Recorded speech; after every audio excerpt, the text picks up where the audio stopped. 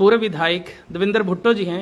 तो कई दिनों बाद अभी क्षेत्र में आए हैं, तो हमने सोचा क्यों ना आपसे रूबरू करवाएं। तो जानते हैं कि इन्होंने कांग्रेस को क्यों अलविदा कहा, उसके ऊपर ही जानते हैं। नमस्कार। सबसे पार्टी में और हमने जब पहली बार मुझे ये मौका मिला, हम विधानसभा पहुंचे, हमें एक बहुत बड़ी आस थी कि लोगों ने हमें बहुत बड़ा एक मैंडेट जो है कांग्रेस पार्टी को दिया कि हम भी, चाहे रोजगार की बात हो, चाहे इंडस्ट्री की बात हो, कि हम भी जल्दी जल्दी अपने क्षेत्र में विकास के नए काम करवाएंगे, जिससे कि जो लोगों ने हमारे ऊपर एक बहुत बड़ा परोपकार पर्यटन क्षेत्र के लोगों ने किया था कि हम ये बताएंगे कि हम विधायक बनने के बाद यहाँ इंडस्ट्री जो है या कोई रोजगार के और कोई नए काल में मैंने लगभग 20 बार माननीय मुख्यमंत्री से रिक्वेस्ट की कि आप एक बार मेरे क्षेत्र पार्टी छोड़ने वाली। ये मैं आपको बताना चाहता हूं कि जब हमने राज्यसभा के लिए वोट किया तो बार बार मैं सुन रहा था, क्योंकि कई कारण ऐसे बने कि जब हमने वोट कर दिया तो उसके बाद हमें कहना शुरू कर दिया कि आप गद्दार हैं। मैं तो ये पूछना चाहता हूं कि जब हमने वोट किया, वोट डालने के बाद जो हमारे वहां एजेंट थे उनको हमने वोट दिखाया कि ये हमने वोट डाला, और उसमें ऐसा कोई कानून नहीं है कि जो राज्यसभा का वोट है, जो आपने किसको डाला किसको नहीं डाला, उसके ऊपर कोई ये लागू नहीं होता है, क्योंकि वो आपकी मर्जी है।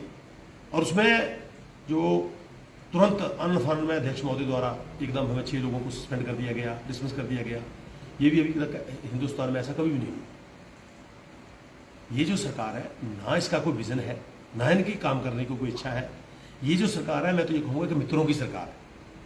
आपने देखा कि जैसे 6 लोगों ने, हमने 6 लोग हम थे, 3 लोग हमारे पास इंडिपेंडेंट थे हमारे साथ, हमने 9 लोगों ने जो है वोट जो भारतीय जनता पार्टी के कैंडिडेट थे उनको डाला। वो इस करके डाला कि हिमाचल के थे, जो कांग्रेस पार्टी ने कैंडिडेट दिया वो बाहर के थे, और वो जो कांग्रेस पार्टी ने कैंडिडेट दिए, जब हमें पता लगा कि इन्होंने 27 साल जो राम मंदिर का, जो वहां राम मंदिर जो बनना था, उसके लिए ये जो है दूसरी तरफ से ये रोकते रहे कि यहां मंदिर नहीं बने।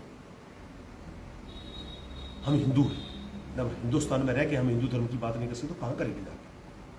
और मैंने कहा, जब हम 9 लोग इकट्ठे हुए कि हम वोट इस करके नहीं डालेंगे, एक तो ये हिमाचल के बाहर से है, दूसरा इन्होंने, हम भी हिंदू हैं, हमें भी राम से बहुत हमारी भी आस्था है। और आप मुझे बताइए, जब राम मंदिर की बात आए तो ये कांग्रेस पार्टी के लोग कहते हैं कि राम मंदिर की तो यहाँ जरूरत नहीं। अरे भाई, हिंदुस्तान में राम मंदिर की जरूरत है तो कहाँ जरूरत है? क्या पाकिस्तान में बनाओगे आप जाके? और उसके बाद मैं तो नया आदमी था, हमारे साथ हमारे जो 4 बार के विधायक, एक 3 बार के विधायक, एक 3 बार के विधायक और एक 2 बार के विधायक। आप एक चीज देखिए, कांग्रेस में ना तो संगठन है कोई, ना सरकार है। वहां मित्रों की सरकार है। संगठन का आपने हाल देखा कि संगठन की जो हमारी प्रमुख है, संगठन की अध्यक्षा है, वो कह रही है कि मैं क्यों चुनाव लड़ूं, कि ना तो आपने वर्करों के काम किए, ना आपने किसी को पूछा, तो मैं चुनाव नहीं लड़ूंगी। कैबिनेट की बैठक से मंत्री रोते हुए बाहर भाग रहे हैं और मुख्यमंत्री कह रहे हैं कि मेरी सरकार स्थिर है। ये जो सरकार है ये बिल्कुल जाने वाली है। 4 जून के बाद प्रदेश में भारतीय जनता पार्टी की सरकार बनेगी। मैं धन्यवाद करूंगा सेंट्रल हाईकमांड का, माननीय मोदी जी का, माननीय अमित शाह जी का, माननीय नड्डा जी का, और प्रदेश में जो हमारे प्रदेश अध्यक्ष हैं डॉक्टर जी बिंदल जी, उनका, कि उन्होंने एक बहुत बड़ा दिल दिखाते हुए हम 9 लोगों को, 6 लोगों को तो टिकट उन्होंने अनाउंस किया और दी कि आप, अगर आपको वहां से आप दस्तराज कर दी गई तो आप वहां से चुनाव लड़िए। और मैं सब बातों की बात कहूंगा कि ये जो सरकार है ये मित्रों की सरकार है, ज्यादा नहीं चलने वाली नहीं है, क्योंकि इसमें बहुत बड़े कारण। मेरे क्षेत्र में मुझे लगता है लगभग 21 के करीब ऑफिस जो है, जो भारतीय जनता पार्टी की सरकार ने, आदरणीय जयराम जी ने खोले थे, वो बंद कर दिए गए। कि ये 6 महीने से, जब इलेक्शन से 6 महीने पहले जो जो संस्थान खोले गए थे, चाहे उसमें स्कूल थे, चाहे वेटरनरी हॉस्पिटल थे, चाहे हमारा एक्शन ऑफिस था बिजली बोर्ड का ठाणा कला, जो रेगुलर दफ्तर चले हुए थे, और इनको खोलने के लिए लगभग मुझे लगता है कि कम से कम मैंने 30 चिट्ठियां जो है कम से कम डी बना के दी है कि जी मेरे दफ्तर जो आप खोलिए, क्योंकि जरूरत। आप मुझे बताइए कि ठाणा कला में बिजली बोर्ड का जो डिवीजन था बहुत ज़रूरत थी, और हम धन्यवादी हैं जयराम ठाकुर जी के, जिन्होंने एक अच्छी सोच रखते हुए ये खोला था। और साथ में आपने देखा कि माननीय मुख्यमंत्री जी की जो भाषण वो दे रहे थे, जो प्रेस कॉन्फ्रेंस वो कर रहे थे, ये काले नाग, ये फलाने नाग, ये आप इतनी जो भाषा का आप प्रयोग कर रहे हो, आप मुख्यमंत्री हैं प्रदेश के, आपने कभी ये प्रयास नहीं किया कि मेरे विधायक की क्या प्रॉब्लम है, मेरा विधायक क्या चाह रहा है, मैं उसको पूछूं। और जो पहली इस बार जो विधानसभा हुई, इससे पहले जो कैबिनेट की बैठक हुई, मैंने अंदर भी मुद्दा वहां उठाया था हेल्थ के मामले में, और मैंने कहा था कि मैंने कहा जी मेरे क्षेत्र में ये प्रॉब्लम आ रही है, और उन्होंने कोई सुनाई नहीं की। और माननीय मुख्यमंत्री 14 महीने में एक बार भी कुलैंड नहीं आए। आपको शायद पता होगा कि पिपड़ू के मेले के लिए मैंने तो फ्लैक्स भी छपा दिए कि माननीय मुख्यमंत्री जी आ रहे हैं, एन वक्त पे 2 दिन पहले कहते मैं नहीं आऊँ। इनको क्षेत्र की जनता से कोई प्यार नहीं है, और ये जो हमने 9 लोगों ने ये काम किया है, ये मोदी जी के नेतृत्व में जो देश विकास की ओर बढ़ रहा है, तो देश में नए नए आप देख रहे हैं कई स्टेटों में कितने लगातार काम चल रहे हैं।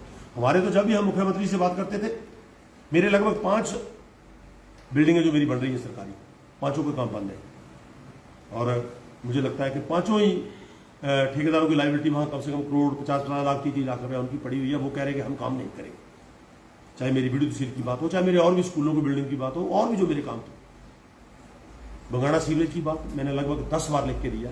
जो मैं ये बात कह रहा हूं तथ्यों पे है, मेरे पास नोट की कॉपी है कि मैंने कब नोट सेंक्शन इनसे अप्रूव करवाए हैं। सर, आप बीजेपी विचारधारा से ही थे, तो आप कैसा महसूस कर रहे हैं अब, जैसे अपनी पार्टी में आपको टिकट मिल गया है, मतलब एक मन में प्रसन्नता होती है किसी प्रकार की कि नहीं मैं अपनी पार्टी में आया हूं जहां मेरी बात भी सुनी जाएगी और सारा, इसके बारे में थोड़ा बताएं। मैं इतना आपको बताना चाहता हूं कि जब हम कांग्रेस पार्टी में थे, जब कांग्रेस पार्टी से मैंने चुनाव लड़ा, आपको यहाँ पता है कि कांग्रेस पार्टी का क्या इतिहास रहा कुलैंड का।